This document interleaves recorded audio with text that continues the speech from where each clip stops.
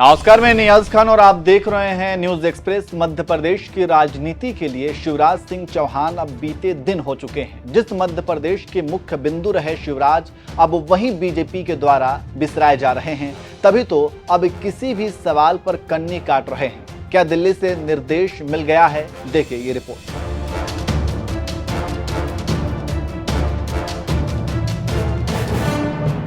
जब 3 दिसंबर को मध्य प्रदेश और राजस्थान और छत्तीसगढ़ के रिजल्ट आए तो ये तय हो गया कि अब रमन सिंह, वसुंधरा राजे और शिवराज युग खत्म है और कोई नया चेहरा इन तीनों राज्यों को डील करेंगे। और हुआ भी वही। अब रिजल्ट आया और बीजेपी ने तीनों राज्यों के लिए नए मुख्यमंत्री का ऐलान किया तो सब चौंक गए।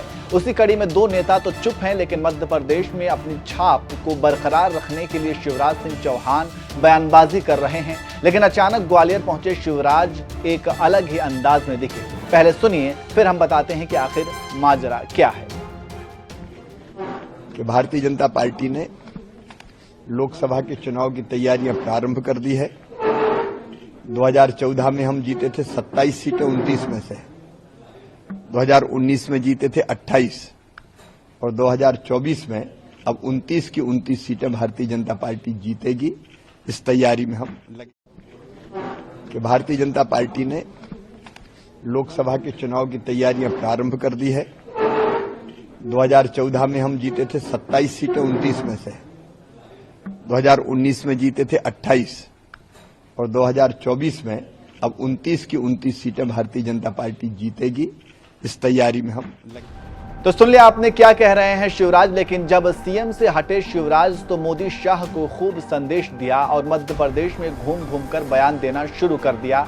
लेकिन अचानक जब वो ग्वालियर पहुंचे तो कुछ और ही अंदाज में दिखे।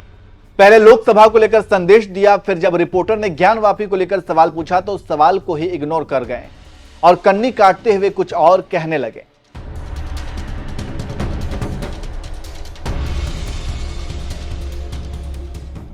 ग्वालियर पहुंचे शिवराज ने जो मीडिया में कहा उसे सुनकर राजनीतिक विश्लेषक कुछ और ही अंदाजा लगा रहे हैं और कह रहे हैं कि लग रहा है कि दिल्ली ने ज्यादा ना बोलने की हिदायत दी है और बीजेपी मध्य प्रदेश और जनता के सिवा कुछ नहीं बोले और सिर्फ ये बोले हम बीजेपी को सभी 29 सीटें जिताकर भेजेंगे।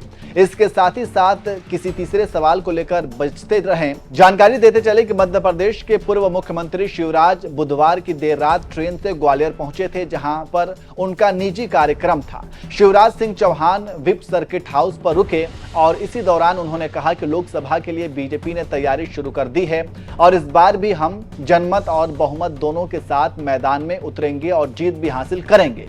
तो आप पूरी तरह समझ गए होंगे कि क्यों उनके सुर बदले हैं और इसका कारण क्या है, जान गए होंगे। लेकिन शिवराज सिंह चौहान शिवराज हैं। ग्वालियर में चुप रहकर भी कुछ कह दिया और अटकलों का बाजार गर्म है और जितने लोग उतनी बातें हो रही हैं। हम एक बार ग्वालियर वाली बात सुनवाते हैं, सुनिए। कि भारतीय जनता पार्टी ने लोकसभा के चुनाव की तैयारियां प्रारंभ कर दी है। 2014 में हम जीते थे 27 सीटें 29 में से।